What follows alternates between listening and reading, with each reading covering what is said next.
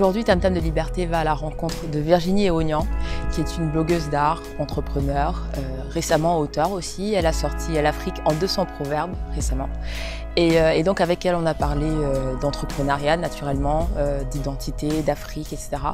Donc n'hésitez pas à regarder jusqu'à la fin de la vidéo et allez bien évidemment lire l'article sur www.tamtamdeliberté.com. Bon visionnage!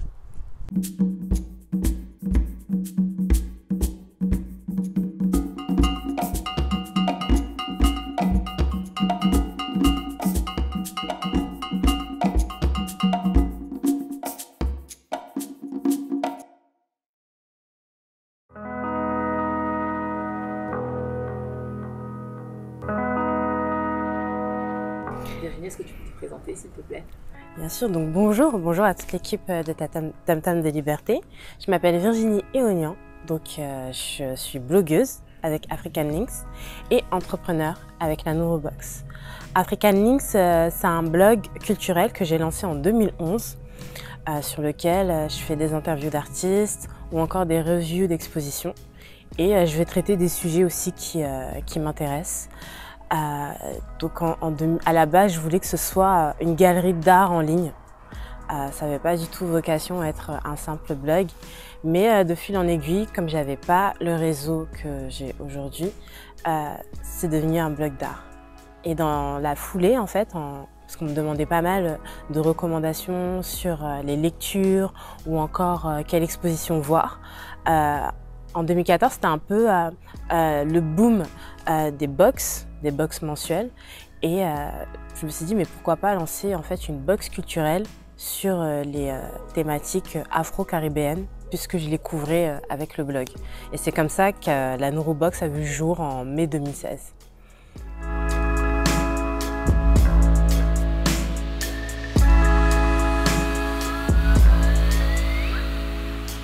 Virginie, est-ce que tu peux me dire ce en quoi tu crois? Alors, c'est vrai que je suis convaincue que l'art et la culture peuvent briser des stéréotypes et des idées reçues. Quand j'ai commencé à m'investir dans mon blog, donc African Links, en 2010-2011, il y avait pas mal d'artistes que j'ai découverts en fait à travers un stage chez André Magnin, donc que ce soit Malik Sidibé, Seydou Keïta, Chéri Samba, Frédéric Brûlis-Boisbré, et tous ces artistes-là en fait, j'avais jamais abordé leurs œuvres dans des cours à la fac, et c'est vraiment je me suis dit pourquoi je les connais que à 20 ans passés en fait, et je suis convaincue que si un plus large public a accès à leurs œuvres, a accès à leur histoire et leur parcours, bah ça va permettre en fait de changer les mentalités. Parce que oui, en Afrique, il y a des artistes, oui, en Afrique, il y a des artistes contemporains, il y a des musiciens, il y a le patrimoine culturel est très très riche à l'échelle de tout ce continent, et il est multiple, il est pluriel. Et s'il n'y a pas les bons canaux qui sont mis en place pour permettre à un plus large public d'y avoir accès, bah, les stéréotypes vont continuer, les idées reçues vont perdurer. Donc je suis convaincue que l'art, en tout cas, et la culture peuvent briser tout ça.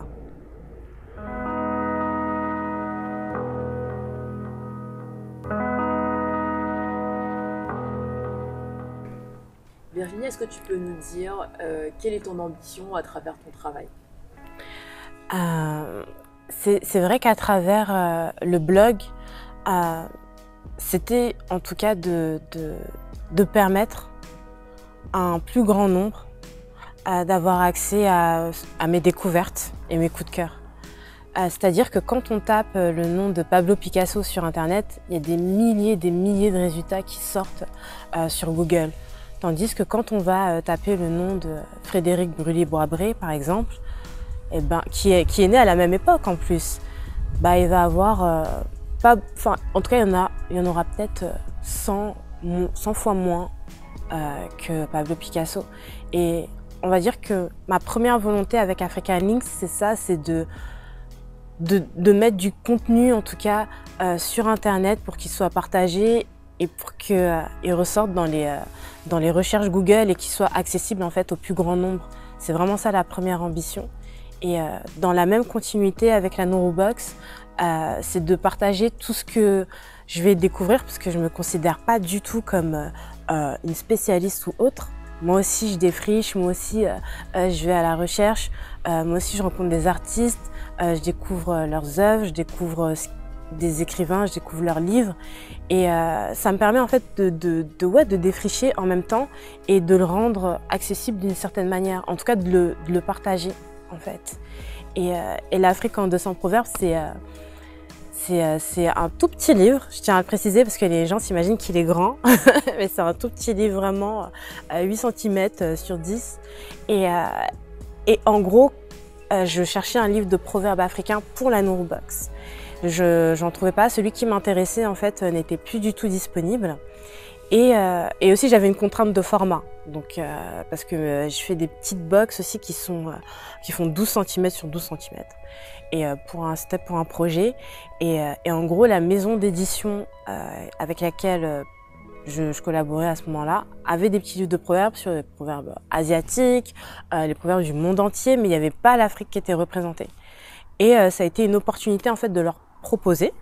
Vous n'avez pas de livre sur les proverbes africains, pourquoi pas le faire. Et c'est comme ça qu'est venu le petit livre, l'Afrique en 200 proverbes.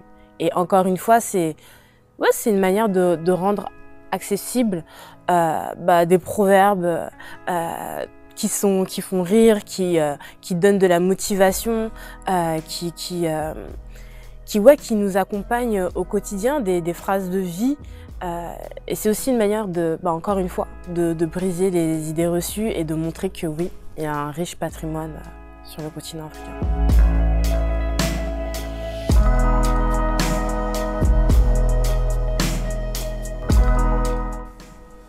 Alors Virginie, est-ce que tu aurais une anecdote à nous partager, comme ça, sur toi, pour commencer? C'est vrai que quand j'étais petite, j'allais beaucoup à la chasse au trésor dans les affaires de ma mère. Il faut savoir que ma mère, elle a énormément de bijoux. Elle a plein de colliers, plein de bagues, surtout les boucles d'oreilles. Et quand j'étais chez moi les samedis après-midi toute seule, parce que j'attendais qu'elle rentre du travail pour qu'on sorte, je partais un peu à la chasse au trésor dans ses affaires et je me faisais en fait des petites sélections de ses affaires. Donc on va dire que la Neurobox c'est un petit peu venu de là, la sélection de choses à mettre dans une boîte. Les prémices en tout cas. The record.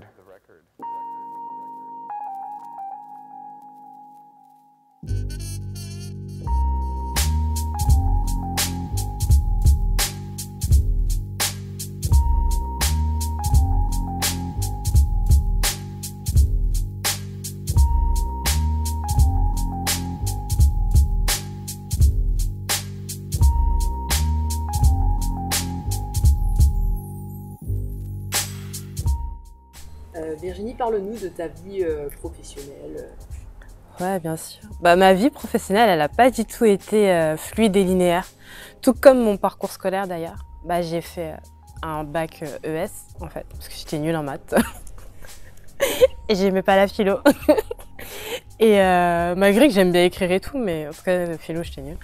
Mais en gros, j'ai fait beaucoup de formations. Et d'ailleurs, j'ai beaucoup traîné sur les bancs de la fac, on va dire, avec une licence en arts plastiques.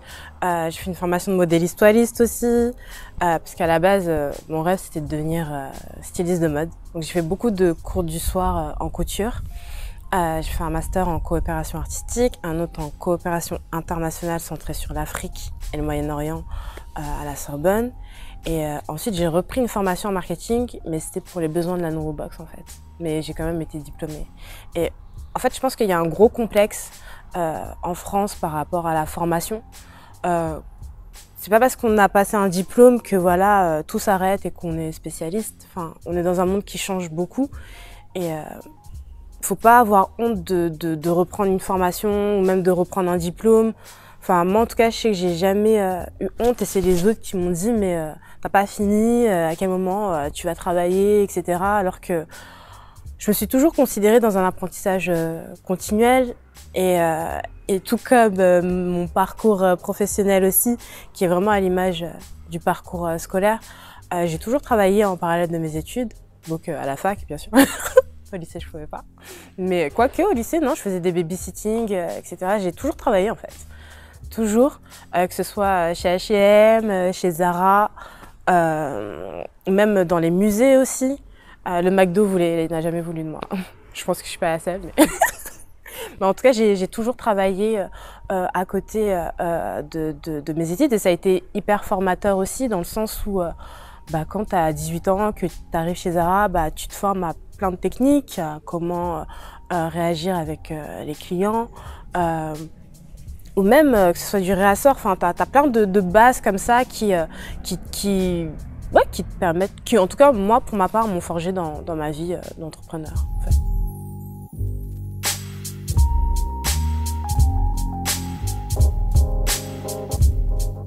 On va faire un zoom sur African Lynx. Est-ce que tu peux nous en parler un peu plus dans les détails? Bien sûr, donc African Lynx, je l'ai lancé en 2011. Donc après mon stage chez André Magnin. Donc André Magnin, c'est le commissaire d'exposition de Beauté Congo. Donc une exposition qui a eu beaucoup de succès en 2015 à la Fondation Cartier.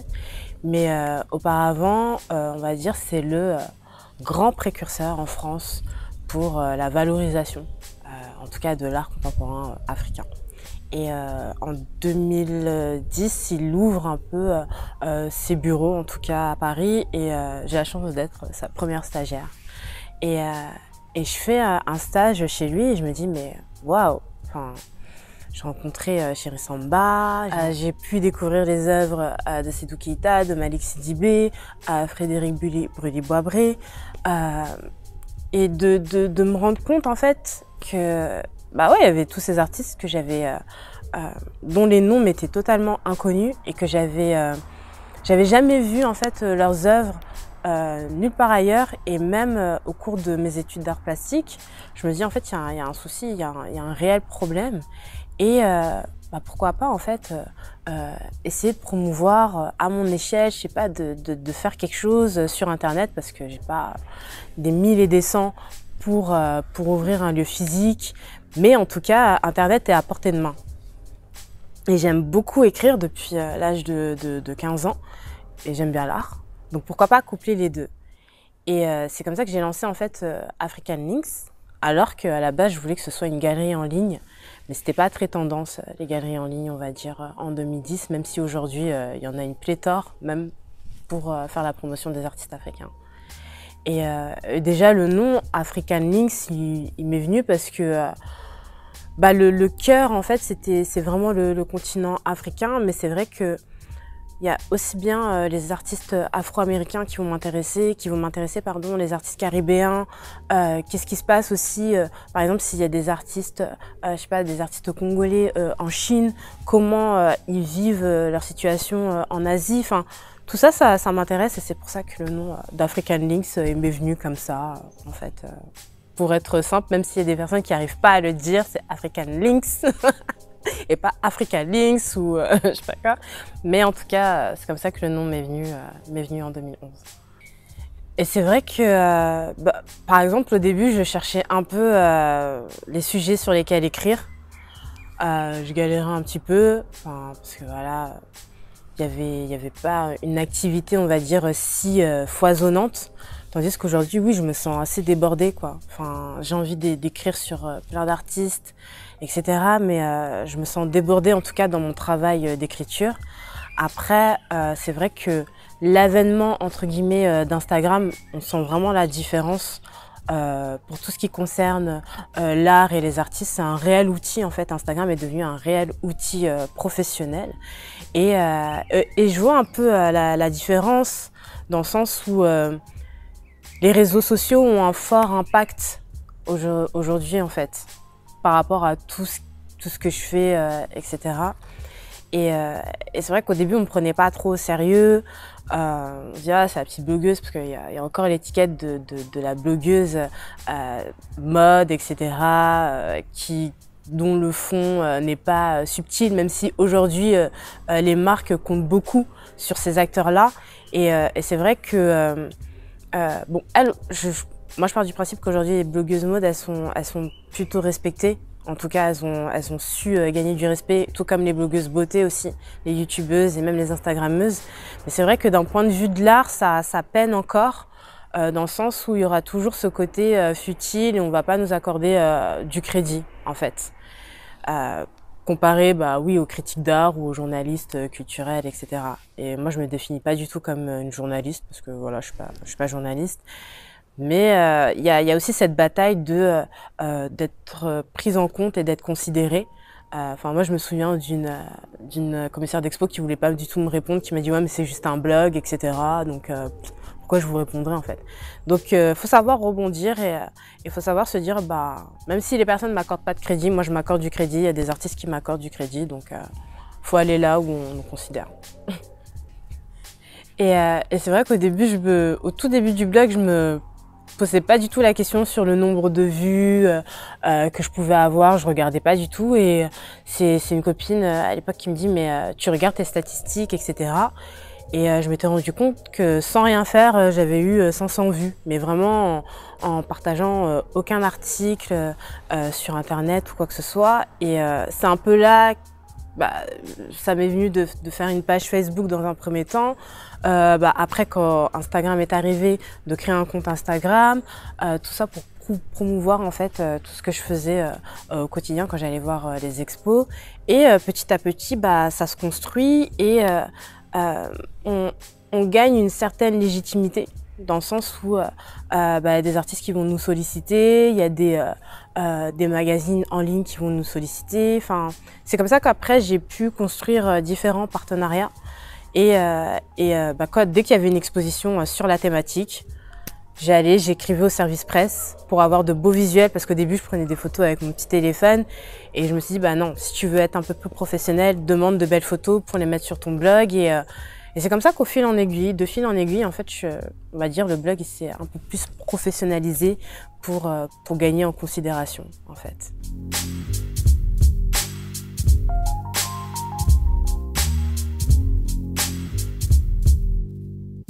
Donc, Virginie, est-ce que tu peux nous dire comment est-ce que tu passes de African Links à Nurubox? Oui, alors le passage d'African Links à Nurubox, il s'est fait on est en 2014 et pour la petite histoire, en fait, j'étais avec un pote à une exposition à la Monumenta d'ailleurs et du coup, je suis là, on parle ensemble de Birchbox. Et je me dis, mais en fait, il n'y a pas de box culture noire, afro, dans lesquelles je pourrais mettre des livres, vraiment de la musique, des DVD, etc. Et je me dis, il n'y a pas ça. Il me fait, mais ce serait trop mortel, ce serait une pure idée et tout. Et en gros, c'est un peu venu comme ça. Parce que je faisais pas mal de jeux concours sur African Links, donc pouvoir gagner aussi bien des catalogues d'expos ou encore des tickets pour aller voir des expos aussi. Et je me suis dit, ce serait bien de proposer un combo déjà fait, déjà préparé aux personnes, elles pourraient l'acheter. Et parce qu'il y avait aussi la question de c'est bien, t'écris, c'est super cool, les artistes sont contents, les galeries sont contentes quand tu leur envoies les articles, etc. Mais toi, qu'est-ce que tu fais pour gagner de l'argent en fait? Qu'est-ce que tu fais pour vivre? Et sachant que j'avais toujours eu des jobs alimentaires et pas de job dans la communication, au service communication d'un musée, etc. Je trouvais pas mon épanouissement personnel. Et c'est vrai qu'avec ça, je me suis dit, waouh, ça me permettrait aussi de gagner ma vie et ce serait super cool, etc. Et voilà, c'est comme ça qu'est un peu venue la Nurubox en fait, donc 2014 et 2015, je commence à chercher un nom, à chercher aussi une identité, un logo. Ça a vraiment été les premiers pas, les premiers tâtons avec cette idée qui brûlait en moi. Je voulais vraiment le faire avant qu'un autre le fasse, etc. Donc j'étais vraiment animée par tout ça au lieu de penser business plan, tous les chiffres, etc. Non, moi c'était vraiment, j'avais mon idée en tête et il fallait que je lui donne forme en fait. Et donc fallait trouver un nom. C'est vrai que moi j'aimais bien faire des listes de prénoms pour mes futurs enfants. Je suis pas maman là pour l'instant, je tiens à préciser. Mais j'aime bien faire des listes de prénoms et surtout des prénoms en swahili. Donc c'est vrai que j'avais plein de noms comme ça et à chaque fois je mettais box derrière pour voir lequel fonctionnerait le mieux en fait. Et comme j'avais pris des cours de swahili aussi précédemment, je me suis dit ah bah c'est cool, Nuru ça veut dire lumière en fait en swahili. Et je me suis dit ah ça pourrait être trop cool, tu vois, lumière, philosophie des lumières, on est à Paris.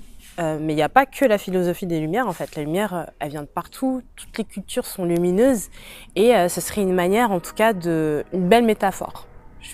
Vraiment le côté lumière, je voulais vraiment garder ça parce que dans ma langue en fait maternelle, on dit clamier et je me suis dit clamier, vas-y, les gens ils vont jamais arriver à dire ça. Clamier box et tout, je fais vas-y laisse tomber. Et c'est pour ça que j'ai retenu le nom de Nuru en fait, le nom de Nuru box. Et c'est vrai qu'aussi le logo, c'est un adinkra à Caen. En fait, les adinkras, c'est comme plein de symboles organisés limite comme un alphabet. Chacun a sa signification, donc que ce soit la liberté ou encore l'unité. En tout cas, le logo de la Nuru Box, c'est un tas de noix de cola, donc qui symbolise l'abondance, l'unité, le commerce qui rapproche les peuples, plein de valeurs en fait. Que je voulais accoler à la Nuru Box et qui collait bien avec cette volonté en fait de partager au plus grand nombre des références d'aujourd'hui, d'hier ou même des références qu'on connaît pas forcément en fait. Et c'est vrai que avec la Nuru Box, j'ai commencé tout petit, c'était vraiment 20 exemplaires parce qu'à l'époque il y avait un musée qui m'offrait que 20 billets et je me suis dit au lieu d'en faire 150, focalise-toi sur ces 20. Et pour la petite histoire, c'était bien. J'avais mes 20 billets, j'avais mes 20 monographies de Malick Sidibé, tout était prêt, tout était nickel. Et je me souviens, il y avait toutes les box là, tout était prêt. Mais j'avais pas de vente en fait. J'avais pas de vente, rien du tout. Et il a fallu qu'une copine me fasse un tweet pour que j'ai mes premières ventes et qu'après, je prenne l'habitude aussi de partager régulièrement sur les réseaux sociaux parce que il y a toujours ce côté de on veut se mettre en avant, mais on veut pas en faire trop, alors que non, business is business, c'est du marketing et c'est ton produit. Et on va dire qu'au fur et à mesure aussi, j'ai appris à en être fière, même si aujourd'hui j'ai encore des lacunes parce qu'on me dit oui, tu te mets pas assez en avant, etc. Mais petit à petit, quoi. Petit à petit, et même encore aujourd'hui, je suis sur des toutes petites quantités parce que je me considère toujours en phase d'A/B testing, de voir ce qui va fonctionner, de voir en fait la formule gagnante et aussi de constater qu'est-ce qu'attendent les clients aujourd'hui de la Nuru Box. Comment les satisfaire, comment évoluer aussi avec le besoin parce que au début par exemple je mettais des DVD, des CD mais là il y a le grand challenge du streaming. Donc comment je vais nouer des partenariats avec des plateformes de streaming. Donc il y a comment évoluer avec cette société qui change tout le temps, à toute allure, et comment aussi rester fidèle aux attentes des personnes qui me suivent depuis un certain moment.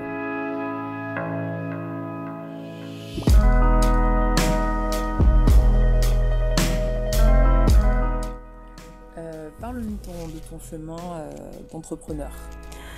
Alors, mon chemin d'entrepreneur, je me considère un peu entrepreneur, entre guillemets, malgré moi, dans le sens où si je me suis lancée dans la voie de l'entrepreneuriat, c'est que je trouvais vraiment pas de job à travers lequel m'épanouir. Et c'est vrai que ça m'a permis en fait de concilier aussi bien les compétences que j'avais, mes centres d'intérêt et aussi mes valeurs.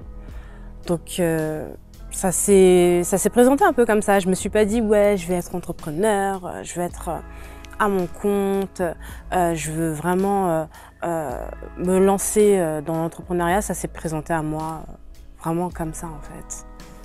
Et c'est vrai que avant de me lancer dans l'entrepreneuriat, j'aurais bien aimé qu'on me dise qu'il n'y a pas de...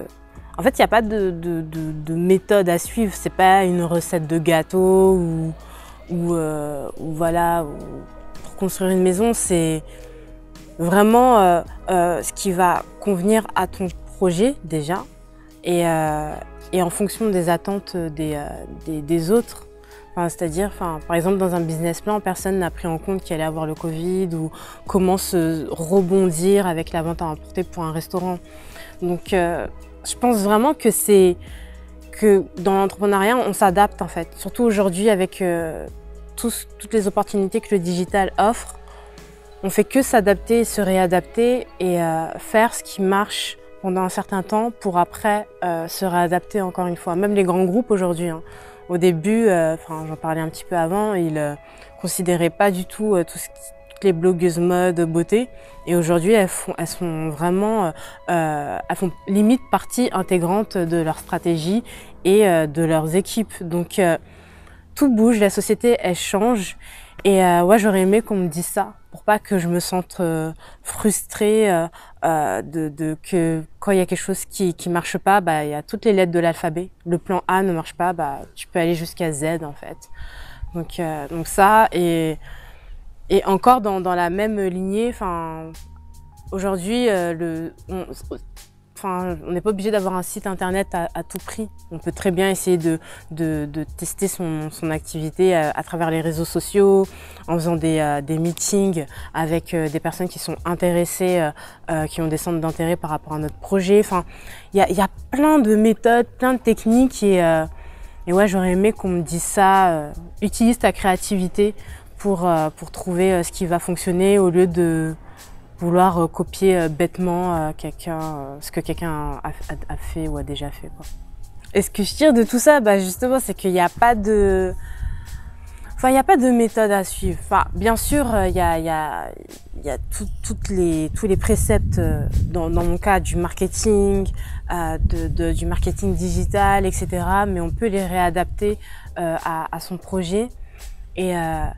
Et ce que je tire en tout cas de l'entrepreneuriat, c'est que c'est un tout. C'est pas simplement le projet en tant que soi, c'est un rythme de vie, c'est une hygiène de vie, c'est les personnes qui m'entourent, c'est comment je vais fédérer mes amis à acheter mon produit, à m'encourager, à partager ce que je fais. C'est comment je vais convertir en fait mon premier cercle qui va devenir un ambassadeur. Et c'est pour ça que c'est pas que la Nourou Box en fait, c'est vraiment un tout. Quand je me lève le matin, je me dis pas oui la Nourou Box, bah voilà, je vais passer 2 heures sur ça, 3 heures sur ça. C'est tout au long de la journée. Si je vois une opportunité, je vais pas me dire ah bah j'ai fait 1 heure par rapport à ça, donc non, c'est tout le temps et faut bien avoir ça en tête en fait, c'est que moi je mange Nourou Box, je me lève Nourou Box, je me lève avec Nourou Box, je me couche avec Nourou Box, c'est tout le temps en fait. Et faut être prêt à ça, c'est pour ça qu'il faut être très bien préparé en fait à vouloir lutter bec et ongle, même quand ça marche pas spécialement, justement trouver assez d'énergie pour se ressourcer. C'est pour ça que c'est super important le cercle, les personnes qui nous entourent, parce que même, moi je me suis des personnes que je connais depuis hyper longtemps qui aujourd'hui je leur parle même plus, donc parce que je pense que c'est hyper, c'est trop important en fait, les personnes qui nous entourent.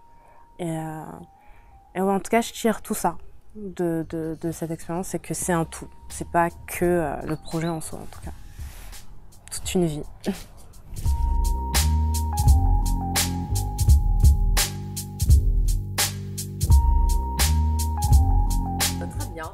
Est-ce que tu pourrais nous parler maintenant de ton dernier bébé, Oui. l'Afrique en 200 proverbes? Bien sûr, avec plaisir. Alors, l'Afrique en 200 proverbes, c'est vrai que moi je le vois comme un projet, en fait. Vraiment comme un projet avant de le voir comme un livre. Dans le sens où, donc l'année dernière, on est en 2019, et j'avais noué un partenariat avec le Cristal, donc, qui est un événement dédié aux médias africains, et ça se déroulait à Marrakech en fait. Et donc à travers ce partenariat, il y avait des mini Nourou Box, donc des petites Nourou Box qui font 12 cm sur 12, qui étaient offertes aux différents participants. Et en gros, je cherchais un petit livre de proverbes, vraiment que je pouvais glisser dans ce packaging-là. Sachant que mon packaging de base, il fait 20 cm sur 25, il n'y a pas de souci. Mais là, il me fallait un petit livre de proverbes qui rentre dans ce packaging. Et j'en avais trouvé un qui n'était plus du tout distribué. Enfin, la maison d'édition me dit non, on n'a plus les droits d'imprimer le livre. Voilà, on n'a plus les droits d'auteur en fait. Donc je me dis d'accord, et je fais, on peut pas essayer de faire quelque chose, on imprimer un petit peu. Il me dit non, c'est pas possible, etc. Donc une porte fermée. Ensuite, il y avait un autre livre donc plus grand qui rentrait pas dans mon packaging, mais on s'était dit c'est pas grave, on le mettra, il sera proposé dans un grand sac, etc. Et du coup, là, pas de réponse en fait de l'organisme qui gère la maison d'édition. Mais vraiment après au moins 5 relances, j'ai pas de réponse. Entre téléphone, mail, etc. J'avais pas du tout de retour. Et voilà, au détour d'une visite à la Fnac, je tombe sur ces petits livres, donc de proverbes, mais proverbes du monde entier.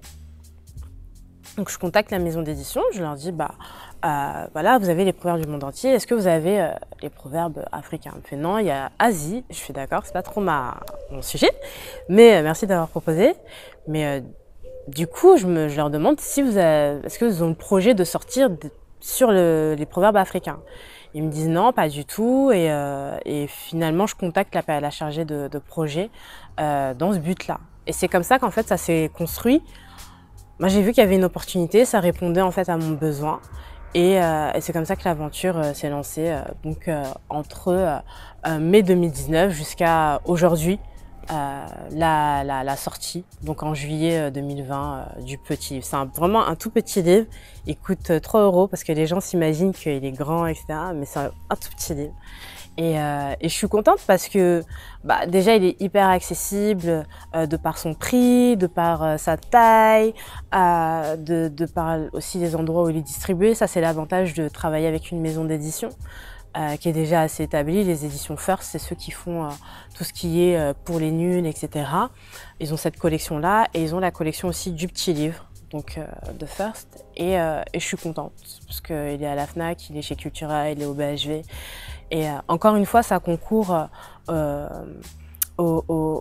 cette volonté de briser toutes ces idées reçues et de montrer que oui, le patrimoine africain, il existe. Et si je peux apporter mon petit gravier à l'édifice, c'est toujours ça. En tout cas, moi, je suis contente.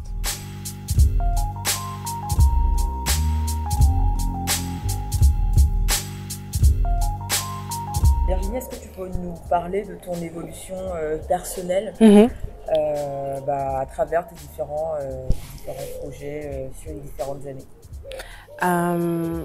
C'est vrai que d'un point de vue personnel, je vais plus au sport, vraiment beaucoup plus. On va dire que j'ai assaini mon hygiène de vie, beaucoup de sport, un peu moins de sorties, enfin... On va dire que je me préserve beaucoup et je fais très attention en fait d'un point de vue énergétique en fait. Je vais faire très attention de ce point de vue là. C'est hyper important pour moi. S'il y a une situation où je me sens pas bien, même pour le professionnel, je vais y mettre un terme ou je vais l'éviter en fait. Je vais plus subir en fait. Des fois, il m'est arrivé d'être dans un job et je m'étais dit, voilà, si c'est un CDD, j'irai jusqu'au bout, etc. Ou faut que je le fasse parce que, voilà, faut de l'argent, etc. Mais non, on va dire que la santé mentale, elle est devenue, c'est ce que je mets en premier plan, en fait. Ça, c'est vraiment quelque chose, d'un point de vue évolution, en tout cas, je fais de plus en plus attention à ça. C'est hyper important pour moi. Et c'est vrai que des fois, de voir des personnes qui croyaient en la neurobox tout autant que moi, ça m'a beaucoup encouragée et beaucoup boostée, que ce soit ma banquière. Enfin, à l'époque, je me souviens, j'étais à découvert, elle me disait mais non, mais le plus important, c'est votre projet. Je me dis oh, j'ai de la chance d'avoir une banquière comme ça en fait, parce qu'elle-même, elle était créative, là, elle a quitté la banque, et même un postier qui me dit alors là, on envoie combien de neurobox là? Allez, on y va là, hop, allez, au taquet. Donc de rencontrer des personnes comme ça qui m'ont boosté, même des voisins avec qui je parler de plus en plus de mes projets, bah ouais, ça encourage, ça booste et c'est super important en fait.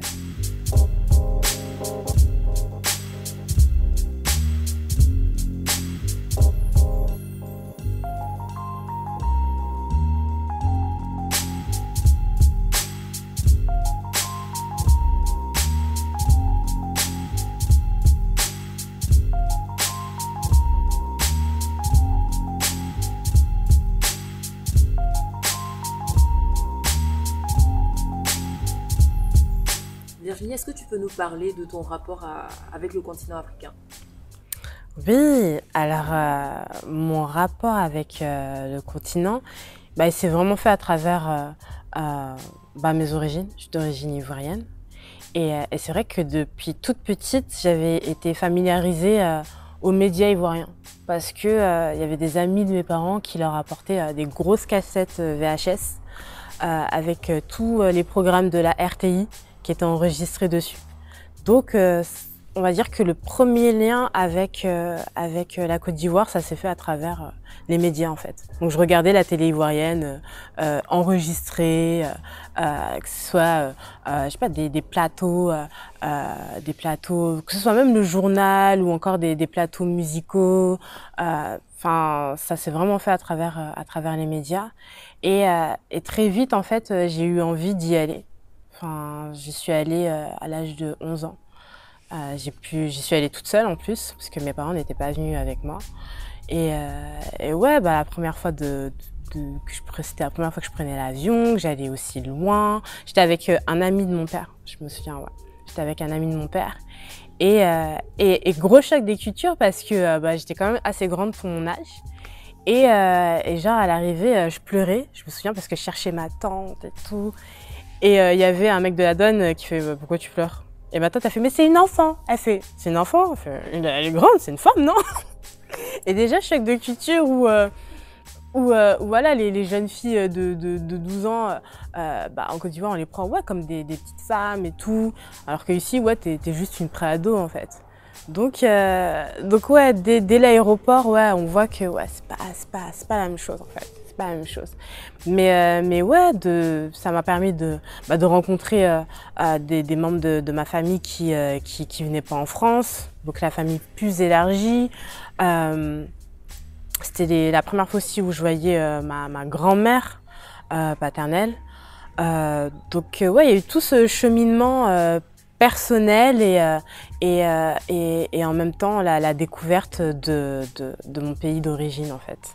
Et après, je suis retournée pas mal de fois en Côte d'Ivoire. Donc, ouais, plusieurs fois pendant les vacances d'été. Donc après, j'avais mes petites habitudes dans le quartier. Non, c'est de bons souvenirs en fait. Vraiment de bons souvenirs et c'est forcément j'ai un lien fort avec la Côte d'Ivoire, même si j'ai pas sillonné tout le pays. Hein. C'était principalement des allers-retours entre Grand Bassam et Abidjan. Donc ça a 1 heure, 1 heure et demie, enfin 3 heures quand il y a des embouteillages.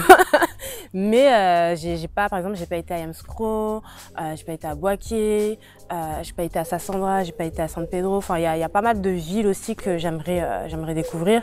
D'autant plus que mes grands-parents sont ghanéens aussi. Donc j'aime bien découvrir aussi cette partie du Ghana limitrophe à la Côte d'Ivoire. Et ouais, il y a tellement de choses à découvrir. Mais on va dire ouais, très attachée à Abidjan. En plus, les Ivoiriens, ils ont un humour très particulier. Donc ouais, très attachée à la Côte d'Ivoire. Mais cependant, j'ai aussi fait 6 mois à Dakar. Donc dans le cadre, je me suis servi en fait de mes études pour faire un stage dans un centre d'art à Dakar, Raw Material Company. Et ça a été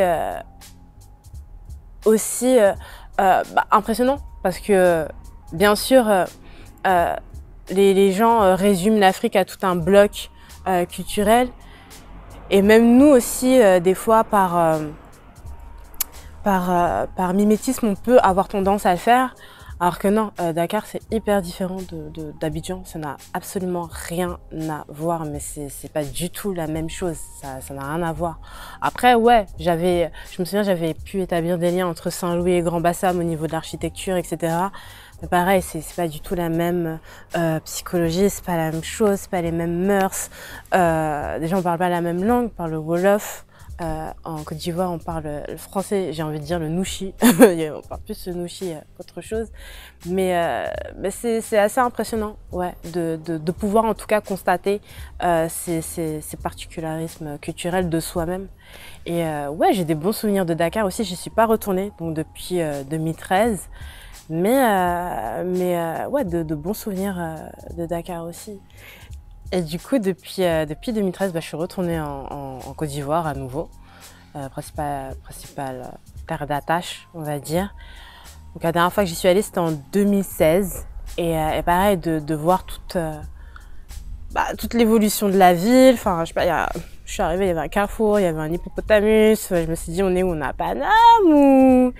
Mais c'est impressionnant comment aussi la ville et tout l'urbanisme grandit avec les expats qui arrivent, avec de nouvelles communautés aussi qui se forment. Il y a une forte communauté chinoise à Abidjan en Côte d'Ivoire et notamment aussi une communauté du Moyen-Orient.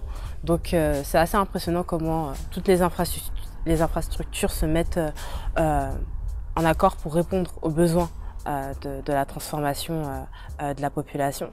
Et depuis, je suis pas retournée pour des raisons personnelles, parce que il y a eu pas mal de membres de ma famille qui sont décédés, et on va dire qu'il faut que je saute ce gap, en fait, justement pour reconnecter avec cet Abidjan qui n'est plus à l'image de quand j'avais 11 ans, 13 ans, 14 ans, et qui là a évolué.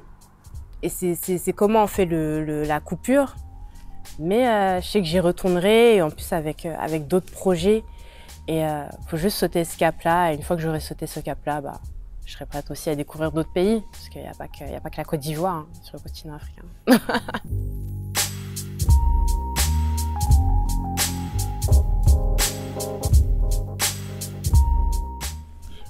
Alors Virginie, est-ce que tu peux nous parler de la perception que certaines personnes ont du continent africain, qui peut être complètement erronée? Bien sûr. Déjà, je me souviens que quand j'étais petite, j'étais partie donc en Côte d'Ivoire et j'avais envoyé une carte postale à une amie. Et on voyait le centre des affaires d'Abidjan avec des grandes tours, une belle voiture. Enfin, c'était vraiment une carte postale. Pour moi, elle était, je sais pas, normale. Mais elle m'a demandé, ouais, est-ce que c'est vraiment la Côte d'Ivoire en fait? Et je me suis dit, oui. Enfin, je sais pas, il y a marqué Abidjan, souvenir de Côte d'Ivoire. Enfin, et dans sa tête, elle s'imaginait qu'en Côte d'Ivoire, je sais pas, il y avait rien du tout, mais que du sable. Il y avait vraiment rien du tout en fait. Et même à partir de là, en fait, on se rend compte que même si il y a Internet, même si il y a la télévision, il y a la radio, il y a tous les organes de télécommunication, les gens persistent à croire que certaines villes d'Afrique sont très reculées d'un point de vue avancée technologique, d'un point de vue architecture, d'un point de vue urbanisme. Et même aujourd'hui, même moi je suis étonnée la première. En Côte d'Ivoire, il y a des Burger King, il y a des hippopotamus, il y a un grand carrefour là qui est en train de pousser, il y a la Fnac. Il y a tout ce qui est entre guillemets nécessaire pour les repas ou encore des communautés qui viennent du Moyen-Orient ou d'Asie pour répondre à leurs besoins. Donc il y a quand même des personnes qui arrivent à s'imaginer que y a rien du tout. Après, oui, bien sûr, il y a des questions de délestage, comme ici en France. Je sais pas, moi, ma ligne internet, elle est pas très fluide. Je suis obligée d'à chaque fois de la mettre à jour, et il y a des coupures d'eau. Je pense que c'est partout. C'est partout.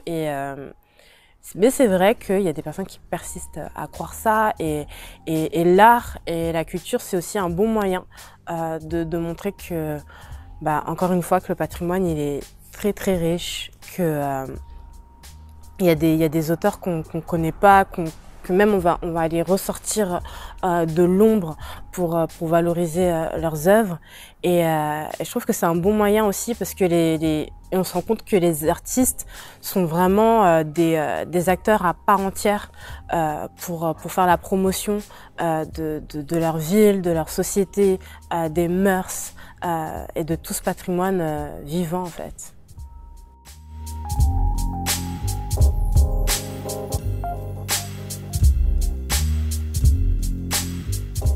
Et Virginie, est-ce que tu pourrais nous donner ton avis, on va dire, sur le mouvement collectif de valorisation de l'Afrique qui est en cours en ce moment? Et voilà, donne-nous ton opinion là-dessus.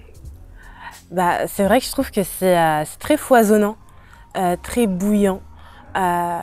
Et c'est impressionnant de constater que chaque individu qui a des origines en fait du continent a envie de s'investir en fait, a envie d'apporter quelque chose de nouveau, a envie de faire partie en fait du mouvement. Je trouve ça assez impressionnant et pour être tombée dedans, on va dire il y a 10 ans, donc à l'aube des années 2010. Je me souviens, je parlais à des entrepreneurs des fois, je leur disais mais tu veux pas plus te concentrer sur l'Afrique, il y a des choses à extirper. Je me souviens, je disais ça à un garçon qui avait une marque de foulard et il me disait mais non parce que je veux pas trop rentrer dans un truc communautaire. Je fais mais c'est pas communautaire en fait, tu vois. C'est juste que tu crées une différence et en même temps tu apprends de toi-même et après il avait regretté en fait. Il avait regretté. Je pense qu'au début il y avait une certaine honte en fait à parler de ses origines parce qu'on voulait pas être perçu comme communautaire mais aussi comme quelqu'un qui n'avance pas avec la société. Il y avait une gêne, il y avait une honte, fallait mettre ça de côté en fait, un peu comme tu balais, tu mets la poussière de côté, etc. Mais la poussière en fait c'est tes origines, la poussière c'est ton histoire, c'est ton patrimoine en fait. Et dès le début, enfin j'ai encore, au début j'étais en manque d'anecdotes, mais là en parlant j'en ai plein. Je me souviens quand j'étais, je sais pas, je devais être, je sais pas, en CM1 ou CE1, je sais pas, en tout cas à l'école élémentaire. Et au cours d'anglais, il fallait dessiner des drapeaux, des pays anglophones. Et je me souviens, j'arrivais pas à faire le drapeau des États-Unis avec les étoiles et tout. Même le drapeau de la Grande-Bretagne, ça me saoulait. J'ai ouvert le dictionnaire, j'ai fait « Ah, Nigérien, on parle anglais. Sierra Leone, on parle anglais. Afrique du Sud, j'arrive à le faire. » Et la prof d'anglais fait « Wow, wonderful!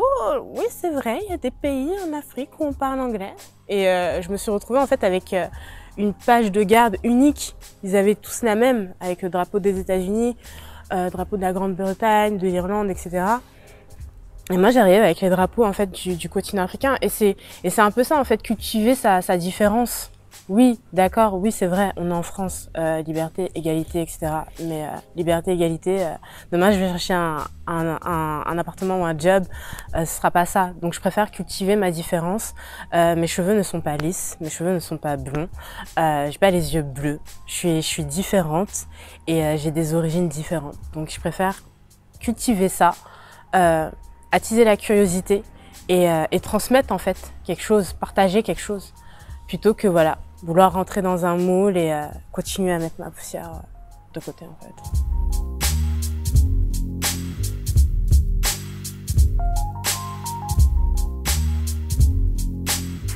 Alors Virginie, parlons d'identité. Parlons d'identité en France. Ouais. C'est vrai que moi je me perçois, je suis noire. Je suis bien noire. Et je suis fière parce qu'il faut apprendre à en être fière aussi. Dans le sens où quand t'es petite, moi j'ai subi beaucoup de moqueries racistes de base, hein, caca, patati tatata, et c'est vrai que quand t'es enfant, faut apprendre à être fier de ta couleur de peau, à être fier de ce que tu es. Et moi ça a pris du temps, ça a pris l'enfance, l'adolescence, et c'est vraiment à l'aube de la vingtaine où je me suis dit je suis comme ça, je vais pas changer en fait. Même si quand j'étais petite, je croyais que j'allais changer. Hein. J'avais posé la question à ma sœur, je lui ai dit mais quand est-ce que je vais devenir blanche? Elle était choquée. Elle s'est dit mais dans quel monde elle vit elle? et c'est important en fait d'être fière très tôt. Et c'est pour ça que tout ce qui se passe autour de des enfants, de les rendre fiers, de les rendre, de leur apprendre en fait à s'aimer, à aimer leurs cheveux, c'est hyper important. Moi, quand je vois des jeunes filles avec des cheveux naturels, elles n'ont pas la volonté, enfin après je sais pas, mais moi, en tout cas, quand j'étais plus jeune, j'avais la volonté en fait de me défriser les cheveux et de faire des tissages. Ça c'était mon rêve ultime. Je voulais avoir un long tissage et tout, etc. Après, je l'ai eu, hein, mais j'étais pas bien pour autant, en fait. Et c'est vraiment en me disant, bah écoute, ta nature de cheveux, elle est comme ça. Accepte-la, en fait. Ça sert à rien de vouloir autre chose. Accepte ta couleur de peau. Bah après, on se sent bien, en fait. Et du coup, c'est vrai que en étant ici en France, moi, c'est parce que je suis perçue comme noire qu'on va me demander de quelle origine je suis. Et on s'attend plus à l'Afrique de l'Ouest. En tout cas, on s'attend au continent africain. On s'attend pas à ce que je dise Brésil ou encore à la rigueur peut-être les Caraïbes et encore. Mais la plupart du temps, les gens vont me demander de quelle origine je suis, en ayant une petite idée derrière la tête. Ah oui, j'en étais sûre, limite ils ont fait un pari tout seul dans leur tête, c'était le tiercé gagnant. Mais c'est parce que je suis perçue comme noire. Alors qu'aujourd'hui, une personne d'origine chinoise, elle peut être très bien née au Botswana ou en Afrique du Sud ou encore à Dakar en fait. Donc il y a toute cette perception en fait qui est en train de changer avec le monde d'aujourd'hui et toute cette identité un peu qui se remet au goût du jour avec Black Lives Matter ou encore des prises de conscience sur tout ce qui touche au racisme structurel. C'est clair et net que, moi j'ai postulé à beaucoup de jobs, je les ai pas eu. Après, j'ai pas envie de prendre ce raccourci et de dire voilà, c'est parce que je suis noire, etc. Patati patata. Bah, c'est aussi peut-être pour ça qu'après, à chaque fois, j'ai refait des formations. Je me suis dit, ok, on m'a dit que là, j'étais pas au niveau, bah d'accord, je vais refaire une formation. Et après, tu te retrouves en fait avec un CV qui font pas lire les recruteurs parce que ils disent, mais en fait, vous avez eu combien de vies en fait? Et alors que là, j'ai mis même pas le 10% de tout ce que j'ai fait sur mon CV, mais c'est aussi tout ce conditionnement qui nous pousse à toujours s'améliorer et à toujours vouloir le meilleur pour nous-mêmes et à offrir le meilleur parce que nos parents aussi sont comme ça. C'est toujours oui, travaille bien à l'école, hein, ne fais pas de vagues ou quoi que ce soit, on n'est pas là pour ça, patati tatata. Très tôt, mon père il m'a dit tu es noir, ça va pas être facile, donc accroche-toi, mais sois irréprochable. Il y a toujours ce côté en fait, tu dois être irréprochable. Donc c'est toujours ce que j'ai mis en pratique, à toujours vouloir de fil en aiguille monter cet escalier toujours et toujours pour frôler l'excellence. Mais j'ai envie de dire c'est cette société aussi qui veut ça. On n'est jamais en repos. Enfin moi je me considère jamais en repos. Même là avec la Neurobox, enfin il y aura toujours des critiques, des bonnes critiques positives qui vont me faire évoluer. Bah, après les autres je les mets de côté. Mais on est toujours soumis à la critique constamment et encore plus avec les réseaux sociaux. Donc, savoir en fait s'améliorer, sortir de sa zone de confort aussi pour nous, pour moi, pour mon épanouissement personnel, mais tout en se préservant en fait, tout en se préservant, en se heurtant trop d'un point de vue émotionnel.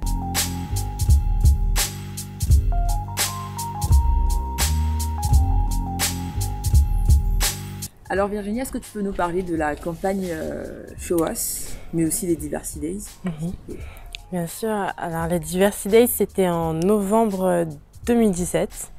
Et on va dire que ça a été une belle expérience dans le sens où j'ai pris la parole devant un public de 400 personnes au théâtre de l'Européen. Et en fait, les Diversity Days, c'est un organisme aujourd'hui qui est vraiment en train de grandir. Ils ont été à Paris, mais aussi bien à Lille ou encore à Toulouse, dans les grandes villes de France en fait, pour promouvoir la diversité, mais dans le secteur de la tech en fait. Donc ça m'a plu d'y prendre part pour la première édition, donc en 2017, et de raconter mon histoire devant toutes ces personnes. On peut retrouver la vidéo sur YouTube d'ailleurs, et j'y parle de la Neurobox, de mon blog et aussi de mon parcours un petit peu. qui, grâce au digital et Internet, m'a permis de me faire un petit trou, quoi. Et Show Us, ça a été en fait une campagne internationale, donc lancée par Girl Gaze et Getty Images et Dove, pour promouvoir en fait la diversité, mais dans tout ce qui est photographie, marketing, par rapport à la femme en fait. Pour montrer qu'elle est plurielle déjà, elle est de toute taille, elle est de toute morphologie, elle est de toute couleur de peau. Il y a des femmes qui ont des combats, des luttes, des valeurs. Donc c'était aussi impressionnant de prendre part à je crois que c'était une bonne centaine, entre 180 femmes de par tout le monde. Je me dis waouh, j'ai été hyper contente d'avoir été sélectionnée, contente que mon portrait il ait été projeté à Times Square. Non, c'est une belle opportunité et c'est vrai que je pense beaucoup à la petite fille noire qui va voir cette image et qui va se dire moi aussi je peux le faire en fait. Et c'est vraiment à partir de là où j'ai commencé à me dire ouais, ça peut impacter, parce qu'il y a aussi ça, il y a ce truc qu'au début on entreprend pour soi, mais après ça devient autre chose en fait à travers le regard des gens et dans la main des gens. Donc c'est vrai que la Neurobox c'était pour moi, mais aujourd'hui elle appartient à d'autres. Et on me l'avait dit en plus au début, on m'avait dit ouais, tu deviens ambassadrice en fait des cultures noires. Je disais n'importe quoi, moi je suis ambassadrice de moi-même, non quoi. Et je me souviens, je me suis dit comme on m'a dit ça, je me suis dit mais moi je suis ambassadrice de rien du tout, j'essaie juste en fait de survivre. Et quand on voit à travers, même quand je vois dans le regard de mes petits neveux, même de ma mère, je me dis ouais, à un certain moment, à un certain point, en fait, c'est plus à nous et c'est ce que les autres en font. Donc ouais, comment tu peux les impacter, comment tu peux les inspirer, comment tu peux leur apporter en fait tout simplement un peu plus de force pour y croire.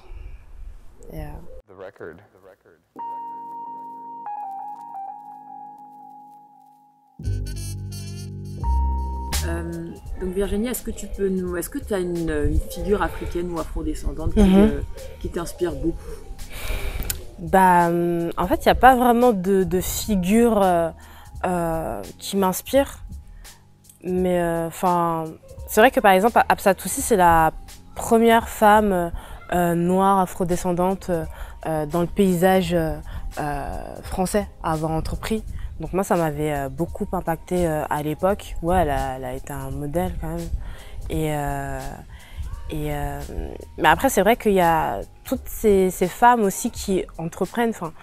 Toutes les femmes, au bout du compte, sur le continent, et même ici, elles entreprennent. Que ce soit à travers des tontines, il y en a d'autres, elles vont vendre des parfums ou encore des chaussures. Elles sont toutes entrepreneurs, en fait, à leur échelle. C'est juste que voilà, elles sont pas je sais pas, la BPI ne va pas en faire la promotion, etc. Mais elles sont toutes entrepreneurs en fait. Et c'est vrai que tous ces visages, même quand je vois mes tantes qui font du commerce de pagne, même les Nana Benz, c'est plus les différents visages en fait de l'entrepreneuriat africain. Ouais, c'est plus ça qui va m'inspirer en ayant vu mes tantes faire. En voyant aussi toutes les femmes africaines de mon entourage, c'est plus ça qui va m'inspirer. Même que ce soit même la vendeuse de sachets d'eau. On voit que c'est très marqué en fait dans nos cultures de transformer, soit faire du jus de bissap, aller le vendre en marché ou en porte-à-porte, où on se dit ah oui, on va chez la voisine parce que elle, on sait qu'elle fait du bissap ou du jus de gingembre. Cette dame-là, elle vend ça. Il y a vraiment ce côté qui est très ancré. Donc là, j'ai beaucoup parlé entrepreneuriat, mais on va dire que ouais, ça m'inspire en fait. Comment on est là et on cherche une solution en fait. On cherche une solution pour vivre et pour survivre. Et c'est vrai que aussi j'ai un coup de cœur pour Sao Tomé. C'est vraiment le pays que j'ai envie de découvrir. et même limite m'installer là-bas. Dans le sens, je sais pas, c'est une île, ça me fait rêver, mais il y a aussi le côté un peu à défricher parce que personne ne connaît. Enfin, quand on parle de Sao Tomé, c'est pas aussi connu que l'Afrique du Sud ou Zanzibar. Donc ouais, ça me fait rêver. J'espère y aller bientôt. Moi, c'était un artiste en fait qui m'avait parlé de cette île. Et depuis qu'il m'en a parlé, bah, c'est resté gravé dans ma tête. Et je me suis toujours dit que j'allais y aller.